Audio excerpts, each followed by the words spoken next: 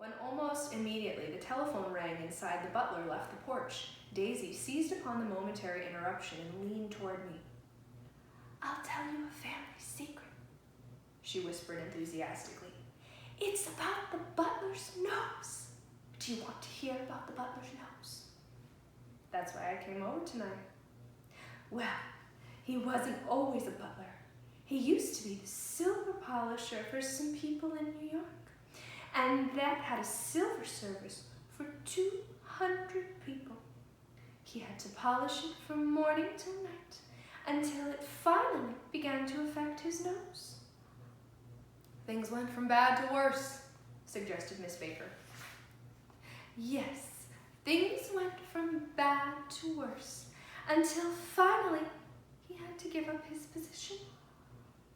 For a moment, the last sunshine fell with romantic affection upon her glowing face. Her voice compelled me forward breathlessly as I listened. Then the glow faded, each light deserting her with lingering regret, like children leaving a pleasant street at dusk. The butler came back and murmured something close to Tom's ear, whereupon Tom frowned, pushed back his chair, and without a word went inside. As if his absence quickened something within her, Daisy leaned forward again, her voice glowing and singing. "I love to see you at my table, Nick. You remind me of a rose, an absolute rose, doesn't he?" She turned to Miss Baker for confirmation. "An absolute rose." This was untrue. I am not even faintly like a rose. She was only extemporizing, but a stirring warmth flowed from her, as if her heart was trying to come out to you, concealed in one of those breathless, thrilling words. Then suddenly she threw her napkin on the table and excused herself and went into the house. Miss Baker and I exchanged a short glance, consciously devoid of meaning. I was about to speak when she sat up alertly and said, "Shh!" in a warning voice. A subdued, impassioned murmur was audible in the room beyond, and Miss Baker leaned forward, unashamed, trying to hear. The murmur trembled on the verge of coherence, sank down, mounted excitedly, and then ceased altogether. "This Mr. Gatsby you spoke of is my neighbor," I said. "Don't talk! I want to hear what happens." "Is something happening?" I inquired innocently. "You mean to say you don't know?" said Miss Baker, honestly surprised. "I thought everybody knew." "I don't." "Why?" she said hesitantly. "Tom's got some woman in New York."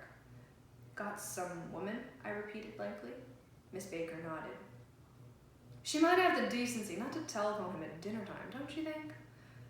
Almost before I had grasped her meaning, there was the flutter of a dress and the crunch of leather boots, and Tom and Daisy were back at the table. "It couldn't be helped," said Daisy with tense gaiety. She sat down, glanced searchingly at Miss Baker, and then at me and continued, "I looked outdoors for a minute, and it's very romantic outdoors. There's a bird on the lawn that I think must be a nightingale come from the Cunard or the White Star Line. He's singing away." Her voice sang. "It's romantic, isn't it, Tom?" "Very romantic," he said, and then miserably to me, "If it's light enough after dinner, I want to take you down to the stables." The telephone rang inside, startlingly, and as Daisy shook her head decisively at Tom, the subject of the stables, in fact all subjects, vanished into the air. Among the broken fragments of the last 5 minutes at the table, I remember the candles being lit again, pointlessly, and I was conscious of wanting to look squarely at everyone and yet to avoid all eyes. I couldn't guess what Daisy and Tom were thinking, but I doubt if even Miss Baker, who seemed to have mastered a certain hardy skepticism, was able to utterly put this fifth guest's shrill, metallic urgency out of mind. To a certain temperament, the situation might have seemed intriguing. My own instinct was to telephone immediately for the police. The horses, needless to say, were not mentioned again, and Tom and Miss Baker, with several feet of twilight between them, strolled back into the library, as if to a vigil beside a perfectly tangible body, while trying to look pleasantly interested and a little deaf. I followed Daisy around a chain of connecting verandas to the porch in front. In its deep gloom, we sat down, side by side, on a wicker settee. Daisy took her face in her hands as if feeling its lovely shape, and her eyes moved gradually out into the velvet dusk. I saw that turbulent emotions possessed her, so I asked what I thought would be some sedative questions about her little girl. "We don't know each other very well, Nick," she said suddenly. "Even if we are cousins, you didn't come to my wedding." "I wasn't back from the war." "That's true," she hesitated. "Well, I've had a very bad time, Nick, and I'm pretty cynical about everything." Evidently, she had reason to be. I waited, but she didn't say any more, and after a moment I returned rather feebly to the subject of her daughter. "I suppose she talks and eats and everything?" "Oh, yes." She looked at me absently. "Listen, Nick, let me tell you what I said when she was born. Would you like to hear?" "Very much." "It'll show you how I've gotten to feel about things. Well, she was less than an hour old and Tom was God knows where.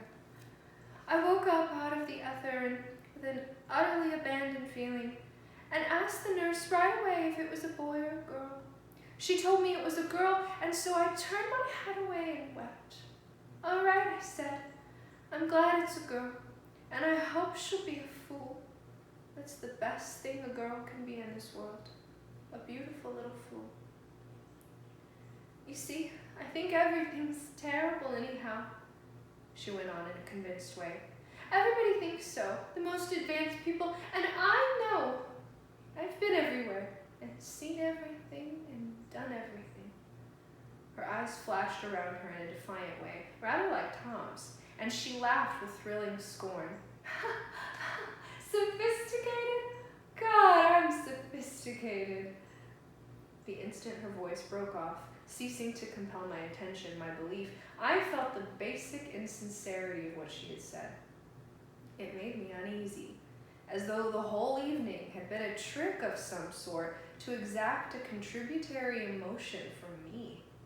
I waited, and sure enough, in a moment she looked at me with an absolute smirk on her lovely face, as if she had asserted her membership in a rather distinguished secret society to which she and Tom belonged. Inside, the crimson room bloomed with light. Tom and Miss Baker sat at either end of the long couch, and she read aloud to him from the Saturday Evening Post, the words murmurous and uninflected, running together in a soothing tune. The lamplight, bright on his boots and dull on the autumn leaf yellow of her hair, glinted along the paper as she turned a page with a flutter of slender muscles in her arms. When we came in, she held us silent for a moment with a lifted